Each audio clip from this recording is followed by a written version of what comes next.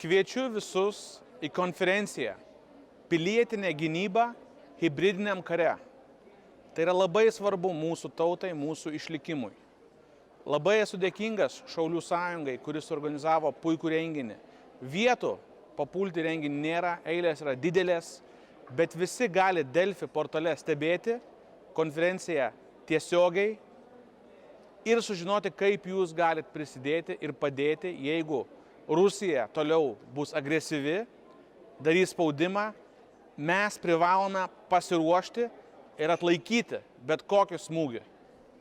Man asmeniškai, augant šeimoje, kuri turi didžiulę praeitį, didžiulę istoriją su partizanų pasipriešinimu, tai yra labai arti ir nenorėčiau, kad tai dar kartą pasikartotų.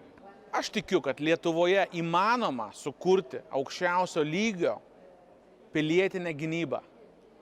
Ir mes privalome tai padaryti ir padarysim.